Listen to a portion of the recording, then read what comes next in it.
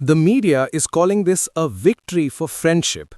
But in the world of geopolitics, friendship does not exist. There is only leverage.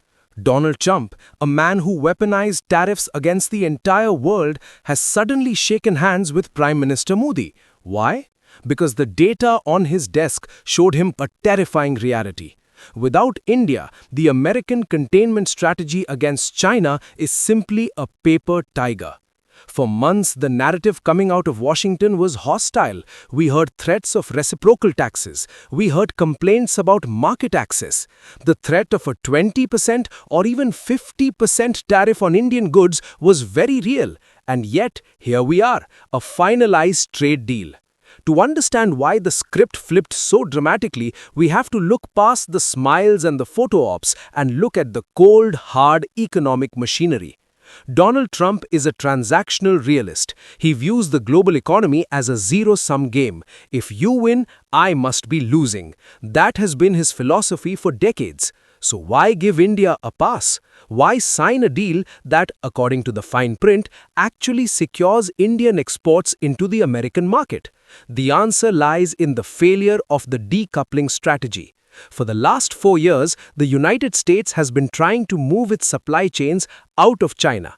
They called it friend-shoring. They looked to Vietnam. They looked to Mexico. But the logistics simply do not add up. Vietnam is too small to replace the manufacturing scale of China. Mexico is too entangled with cartels and domestic instability. There is only one nation on the planet with the labor force, the digital infrastructure, and the sheer scale to actually absorb the manufacturing exodus from China. That nation is India. This trade deal, therefore, is not a gift to New Delhi. It is an admission of necessity by Washington.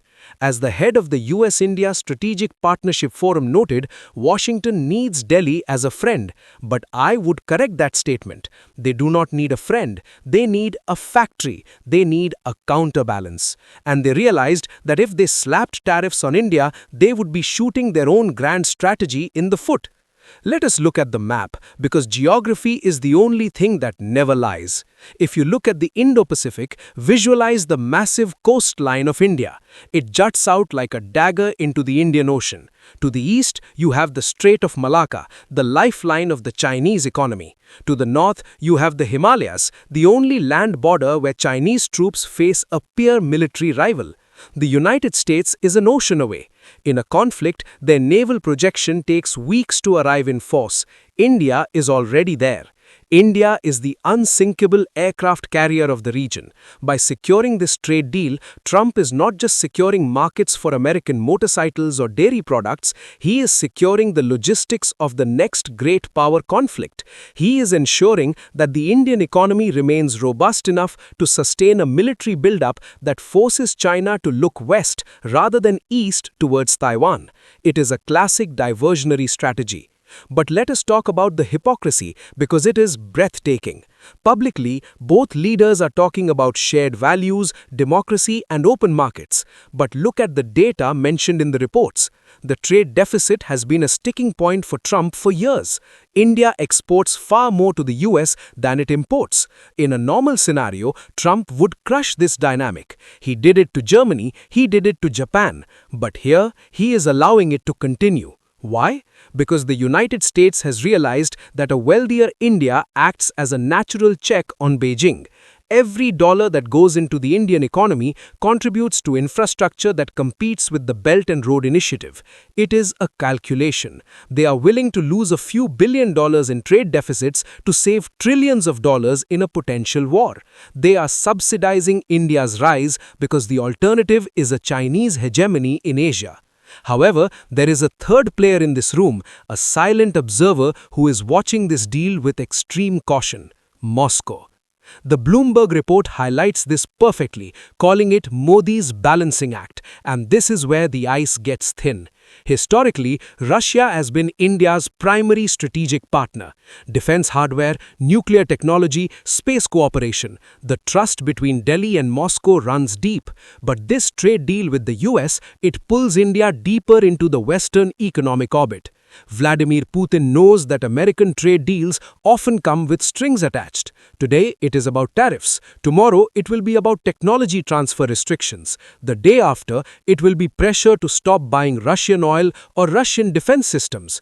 We have seen this playbook before. The US uses economic integration as a Trojan horse for foreign policy alignment. The question is, how long can New Delhi walk this tightrope? The S-400 missile systems are already deployed. India relies on Russian spare parts. If the US trade deal brings in American fighter jets, American drones, and American surveillance tech, the interoperability with Russian systems becomes a nightmare. Trump knows this. His goal is not just to sell products, but to slowly, methodically displace Russia as the primary partner of the Indian military-industrial complex. This is the danger zone for India. If Russia feels that India is drifting too far into the American camp, Moscow has its own cards to play. They can tighten the relationship with Pakistan. They can slow down the transfer of sensitive nuclear submarine technology to India. They can open up more advanced weapon sales to China. The balancing act is not static, it is dynamic. And this trade deal just added a massive weight to one side of the scale. So what does this mean for India's national interest? What is the strategic lesson here? The lesson is simple. Strategic autonomy is the only path. India must not mistake this trade deal for an alliance. An alliance implies mutual defense. This is a transaction. Trump has signed this because it benefits America today. If the political winds change in 2028 or if the American economy crashes, this deal could be ripped up in a heartbeat. We saw it happen with the Iran nuclear deal. We saw it happen with the Paris Agreement. India's strategy, appropriately, seems to be Atmanirbharta, or self-reliance. Use the deal to boost domestic manufacturing, take the technology transfers, take the investment, but do not become dependent on the consumption of the American market, because if you become dependent, you become vulnerable. We must also look at the internal politics. Trump's base loves tariffs. For him to waive them for India suggests that the anti-China sentiment in the US is now stronger than the protectionist sentiment. This is a rare window of opportunity. For the next 2 to 3 years, India has leverage. It is the swing state of the global order. Both America and Russia need India more than India needs them. America needs India to counter China. Russia needs India to keep its economy afloat amidst Western sanctions. This is the sweet spot, but it requires nerves of steel. One wrong move, one diplomatic slip, and you end up alienating both sides. The finalized deal likely includes concessions on data localization and agriculture, areas where India has been very protective. We will have to analyze the specific sectors once the full text is declassified, but usually when America signs a deal, they want access to your data. In the age of AI, data is the new oil. If India has conceded ground on digital sovereignty to get tariff relief, that would be a long-term strategic error. We need to watch the fine print on digital trade very closely. Ultimately, this trade deal is a victory of realpolitik. It proves that interests align stronger than ideologies. It proves that the fear of a common enemy, China, can bridge even the widest gaps between a protectionist America and a nationalist India.